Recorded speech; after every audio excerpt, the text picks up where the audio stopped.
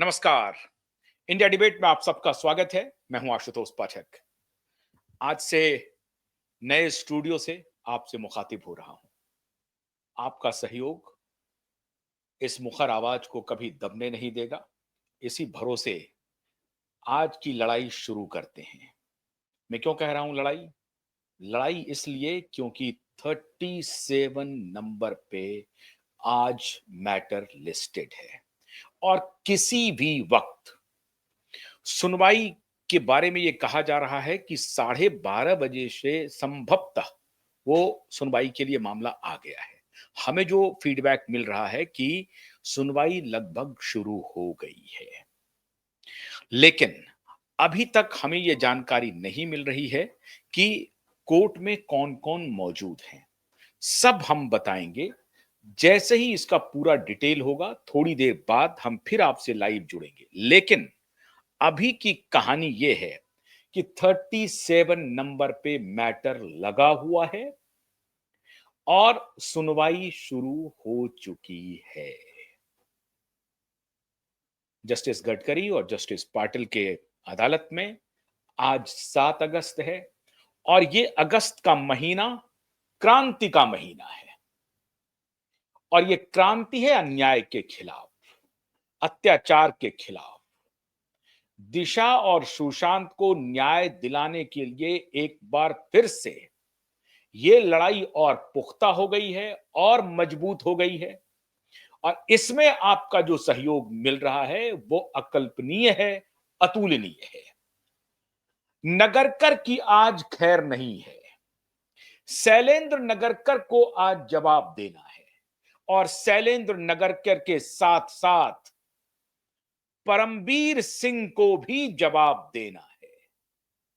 लेकिन मित्रों, इस बीच में एक घटना हो गई है और उसको शेयर करना आपसे बेहद जरूरी है।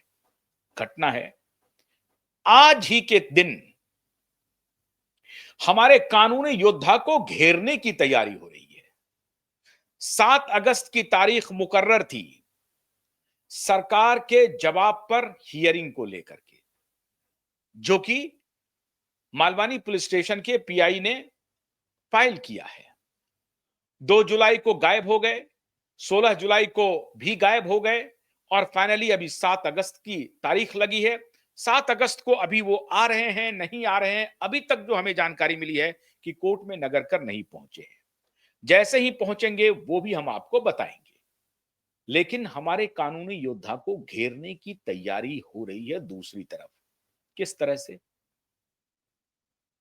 नीलेश ओझा के खिलाफ मुंबई हाईकोर्ट के इतिहास में 2 बार कंटेम्प्ट कोर्ट के लिए, कंटेम्प्ट के नोटिस के लिए, कंटेम्प्ट के लिए 2 बार 5 जजों की बेंच बैठी और दोनों बार नीलेश ओझा के लिए ही बैठी।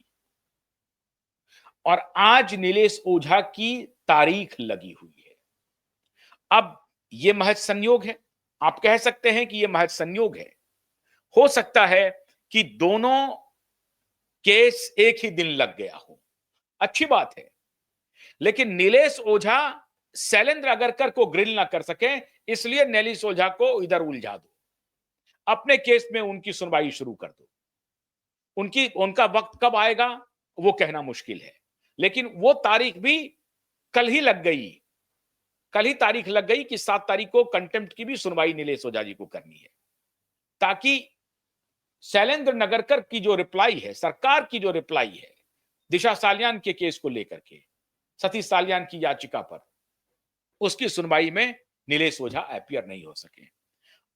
आपको घबराने की जरूरत नहीं है। एडवोकेट तनवीर निजाम, एडवोकेट ईश्वरलाल अग्रवाल, एडवोकेट घनश्याम उपाध्याय के भी बारे में बात कही जा रही है कि संभवतः आज वो भी वहां पर होंगे।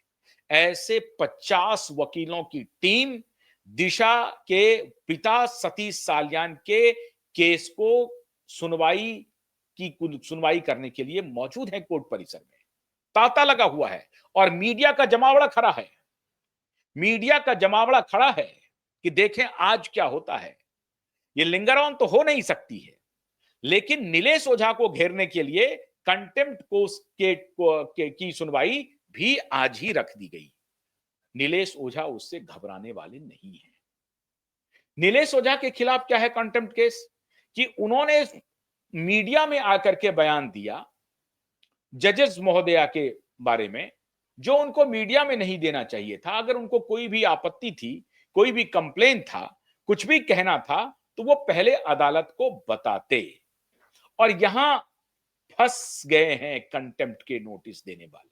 उनको यह मालूम नहीं है कि 2 साल पहले ही लिखित रूप से नीलेश ओझा ने माननीय जज के खिलाफ जो कुछ भी उनका आरोप था, उन्होंने लिखित मुंबई की हाईकोर्ट में दर्ज किया हुआ है ऑलरेडी।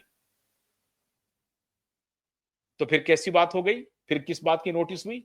और नीलेश ओझा जी ने पिछली बार यह तर्क दिया था कि आप जिस जिस मामले में मुझे कंटेम्प्ट दे रहे हैं, आपको जुर्माना भरना पड़ेगा, आपको मुझे कंपनसेट करना पड़ेगा मेरी मानहानि के लिए।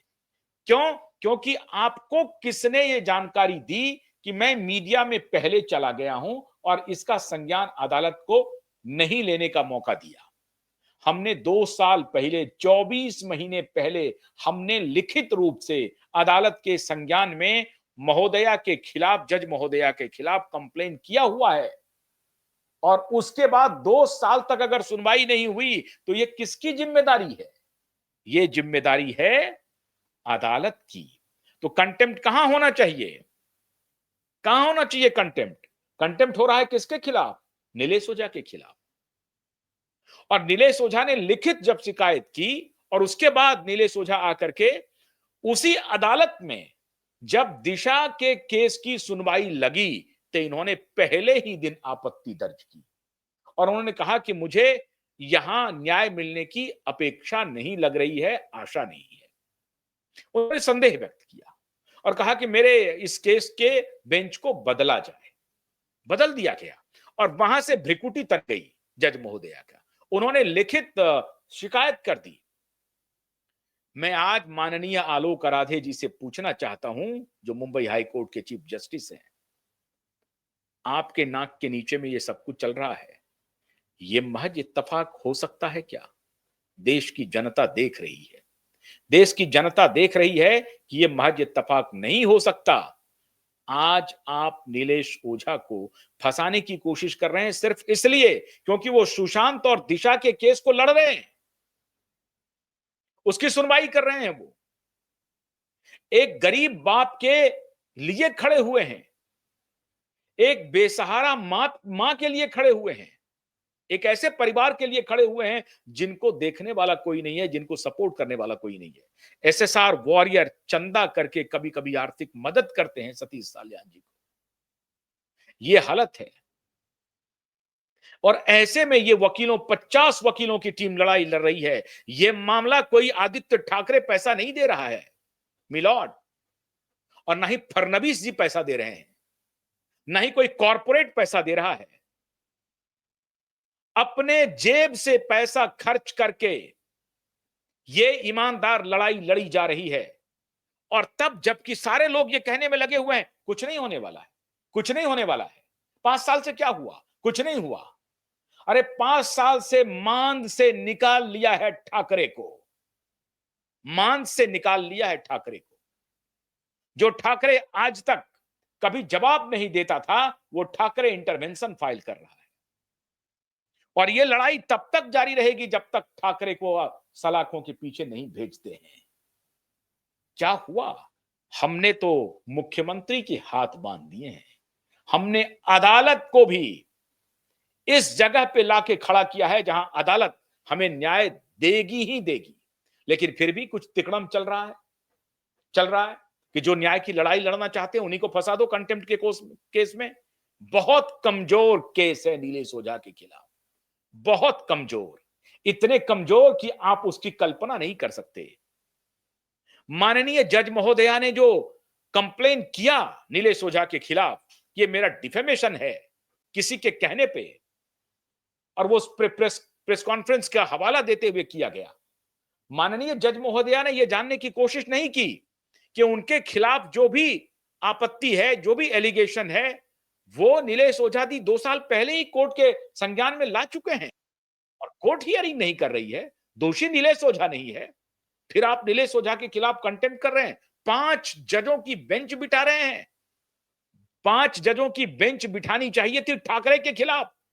5 जजों की बेंच बिठानी चाहिए थी परमबीर सिंह के खिलाफ, जिसके खिलाफ साध्वी प्रज्ञा ठाकुर बयान दे रही है, जिसके खिलाफ एसीपी घाड़गे साहब बयान दे रहे हैं, जिसके खिलाफ सेना के पूर्व कर्नल पुरोहित बयान दे रहे हैं, मालेगांव ब्लास्ट के एक और दे रहे हैं आरोपी, जिसके खिलाफ उनके पुलिस के महकमे के लोग बोलते रहते हैं यदा कदा।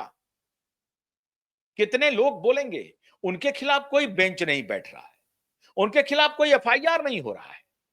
हाई कोर्ट के आदेश की अवहेलना 12 महीने तक की जाती रही, कोई सुनने वाला नहीं। नीलेश ओझा ने अगर कोई एप्लीकेशन दिया है, एलिगेशन फाइल किया है रिटर्न, तो 5 जजों की बेंच बैठ गई। मिलॉर्ड, पूरा देश देख रहा है।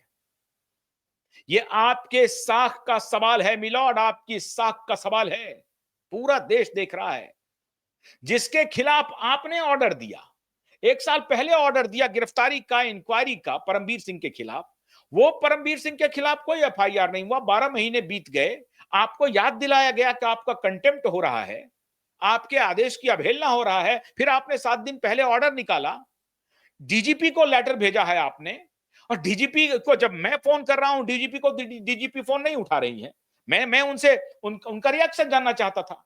मैं सिर्फ यह जानना चाहता था कि डीजीपी महोदया ने हाईकोर्ट का संज्ञान लिया है या नहीं लिया है। मैंने कल भी अपने शो में बताया था कि कब कितने बजे मैंने रश्मि शुक्ला जी को फोन किया, उनके व्हाट्सएप पर मैसेज किया, डिलीवर दिखा रहा है, लेकिन रश्मि शुक्ला जी का कोई बयान नहीं आया, कोई जवाब नहीं आया। और परमबीर सिंह के ऊपर क्या कार्रवाई हो रही है, कहीं कोई अता पता नहीं है। उनके खिलाफ कोई 5 जजों की बेंच नहीं बैठेगी। लेकिन नीलेश ओझा एक गंभीर आरोप लगा रहे हैं, उनके खिलाफ 5 जजों की बेंच बैठ जाएगी। केस खत्म हो चुका है, उनको पता है कि लिखित सुनवाई के लिए दिया जा चुका है। 2 साल तक कोर्ट ने क्यों नहीं सुनवाई की? यह कंटेम्प्ट है, यह नैसर्गिक न्याय की अवहेलना हो रही है। यह सबसे बड़ा कंटेम्प्ट है कि 2 साल तक सुनवाई क्यों नहीं हुई नीलेश ओझा के लिखित शिकायत की। इस पर कौन जाएंगे जेल, किसके खिलाफ नोटिस होगा इशू? मिलॉर्ड, ऐसा मत समझिए कि ये पूरा देश मूर्ख है या उनको ज्ञान नहीं है, उनको कानून की समझ नहीं है। अभी लोग हैं जो सवाल करेंगे, और सवाल पूछना मेरा कर्तव्य है। इस देश की 140 करोड़ के लोगों की नुमाइंदगी मैं करता हूं, इसलिए मैं ये सवाल पूछूंगा कि 2 साल से अगर किसी केस की सुनवाई नहीं हुई, 1 साल से आपके आदेश का तामील नहीं हुआ, तो कंटेम्प्ट किसके खिलाफ बनता है? एक कंटेम्प्ट तो आपके खिलाफ बनता है। नैसर्गिक न्याय की अवहेलना हो रही है। उन्हीं 5 जजों से पूछा जाना चाहिए कि 2 साल तक सुनवाई क्यों नहीं हुई नीलेश ओझा के एप्लीकेशन की। और फिर आप कह रहे हैं कि आप मीडिया में जाकर के क्यों बयान दे रहे हैं? कहां बयान देंगे वो? आपकी अदालत में गए, आपने सुनवाई नहीं की, किनके पास जाएंगे वो? उनके पास क्या रास्ता बचता है? मुंह बंद करके बैठ जाएं। और फिर वही कहानी शुरू हुई। उनके ऊपर गंभीर आरोप लगे हुए हैं एक पार्टी विशेष से रिश्ते रखने का। हालांकि क्या सब धन बायस पसेरी हो गया? अभी तो कहा जा रहा है कि भारतीय जनता पार्टी की नेत्री अपॉइंटेड हो गई हैं जज। खैर, अब ये सब चलते रहता है। अब कौन चला रहा है, सच्चाई क्या है, मुझे नहीं मालूम। लेकिन सोशल मीडिया पे चल रहा है कि भारतीय जनता पार्टी की एक नेत्री को अपॉइंट कर दिया गया है जज। मैं उसकी कोई सत्यापन नहीं करता हूं। सोशल मीडिया की खबरें कई बार झूठी भी होती हैं, मेरा उस पर कोई यकीन नहीं है। लेकिन जो अवहेलना हो रही है देवेंद्र फडणवीस सरकार की तरफ से परमबीर सिंह के खिलाफ आपके आदेश की, उस पर कंटेम्प्ट कब होगा? उस पर गिरफ्तारी कब होगी? उस पर एफआईआर कब होगा? उस पर कब रश्मि शुक्ला के खिलाफ आप कार्रवाई करेंगे? कब? 7 दिन, 8 दिन, 10 दिन बीत गए हैं, रश्मि शुक्ला की तरफ से कोई जवाब नहीं आया है। महाराष्ट्र के डीजीपी की तरफ से कोई बयान नहीं आया, कोई जवाब नहीं आया है कि वो कब कैसे परमबीर सिंह के खिलाफ कोई एक्शन ले रहे हैं। शैलेंद्र नगरकर आज क्या जवाब देंगे? फिर आज कोई ना कोई बहाना बनाएंगे, फिर आज भागने की कोशिश करेंगे और भाग करके ये बताने की कोशिश करेंगे कि इंक्वायरी हमने कर ली थी और इंक्वायरी में यही पता चला कि दिशा ने सुसाइड कर लिया है। क्या बोलेंगे शैलेंद्र नगरकर? शैलेंद्र नगरकर को आज जवाब देना है। सुनवाई चल रही है, सुनवाई की प्रतीक्षा कीजिए। थोड़ी देर के बाद जैसे ही हमें जानकारी मिलेगी, हम आपको अपडेट देंगे। अगर मैं आपके साथ अपीयर हो गया, तो समझ लीजिएगा कि मैं अपडेट लेकर आ रहा हूं। लेकिन आज दिशा सालियान के पिता भी मौजूद हैं, 50 वकीलों की टीम मौजूद है और शैलेंद्र नगरकर अभी-अभी मुझे जानकारी मिल रही है कि संभवतः संभवतः शैलेंद्र नगरकर पहुंचे हैं।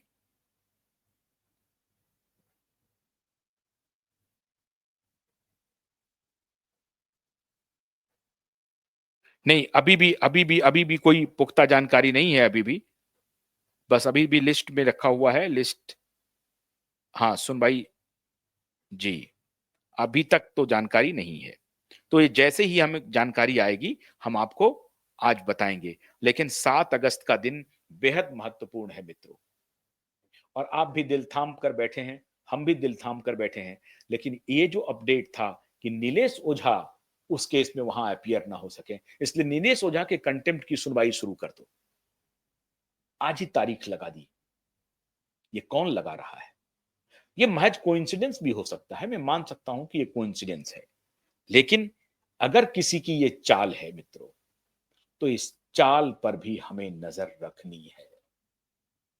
हमें इस चाल पर भी नजर रखनी है।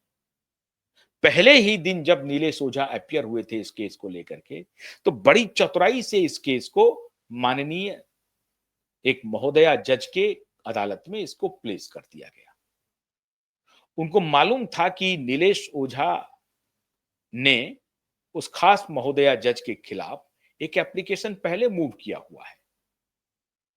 तो ये अगर उनकी अदालत में जाएगा तो हो सकता है कि कुछ एडवर्स वर्डिक्ट आ जाए, जिसका एप्रीहेंशन खुद नीलेश ओझा ने जताया अदालत के सामने और कहा कि मुझे इस बेंच में न्याय नहीं मिल सकता है, इसलिए मेरे बेंच को बदला जाए। फिर बदला गया उस बेंच को। फिर सारंग कोतवाल जी का बेंच आया और फिर सारंग कोतवाल जी का बेंच भी बदल गया। अब गडकरी जी का बेंच है और गडकरी जी इस मामले में गडकरी जी और जस्टिस पाटिल, ये दोनों बहुत ही सेंसिबल जज हैं और उनको मालूम है कि ये एक लड़की के बलात्कार और हत्या का केस है।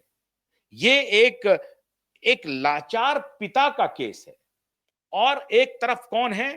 पैसे वाले लोग हैं, रसूखदार लोग हैं, पूर्व मुख्यमंत्री है, उनका बेटा है, बड़े बड़े फिल्म स्टार हैं, बड़े बड़े स्टार हैं। एक तरफ वो है और एक तरफ सतीश साल्यान एक निरीह बाप है।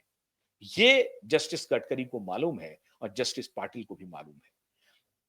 जो 16 जुलाई को जो फटकार पड़ी थी, उस दिन भी वो अपीयर नहीं हुआ, 2 जुलाई को भी अपीयर नहीं हुआ। इसलिए आज शैलेंद्र नगरकर को किसी भी सूरत में रिप्लाई देना पड़ेगा। देवेंद्र फडणवीस, मैंने पिछले वीडियो में यह आरोप लगाया था कि देवेंद्र फडणवीस की भूमिका इस पूरे प्रकरण में अच्छी नहीं है और आज मैं इस मुद्दे पर बना हुआ हूं। इसलिए सारी उम्मीद हमें अदालत से ही है और आप ये मान करके चलिए कि अदालत हमारे साथ न्याय करेगा। अदालत के ऊपर आप आशंका मत रखिए। सरकार के ऊपर हमें भरोसा नहीं है।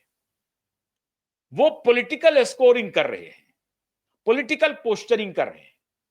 मैं क्यों सरकार पर भरोसा करूं? आप क्यों सरकार पर भरोसा करेंगे? वो बार बार तारीख बदलवा रहे हैं, तारीख हटा रहे हैं। जो पीआईए और पीआईए जो उनका रिप्लाई फाइल करता है, वो रिप्लाई फाइल करने वाला व्यक्ति अपीयर नहीं होता है। तो आशंका किसके ऊपर करेंगे हम?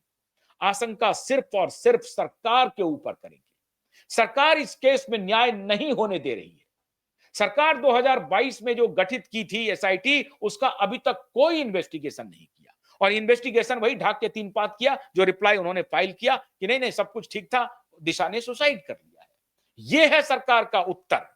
इसलिए सरकार से न्याय की उम्मीद नहीं है, सरकार को घेरने की जरूरत है और सरकार को हम लोग घेरे हुए हैं। ये मत समझिएगा माननीय देवेंद्र फडणवीस जी कि आप अगर बड़े-बड़े पत्रकारों के चैनल में जाकर के अपनी ब्रांडिंग करवा लेंगे, उससे बात बन जाएगी, नहीं बनेगी। क्यूबाइव अभी जिंदा है और आपके खिलाफ मुखरता के साथ सवाल पूछेगी। मैं माननीय केंद्रीय गृह मंत्री जी से और प्रधानमंत्री मोदी जी से आग्रह कर रहा हूं कि दिशा के पिता के न्याय के लिए महाराष्ट्र सरकार के ऊपर थोड़ा अपनी नजर रखिए, रखिए। और नहीं रखिएगा तो जो बात अभी देवेंद्र फडणवीस के बारे में कही जा रही है, वो बात आपके लिए भी कही जाएगी।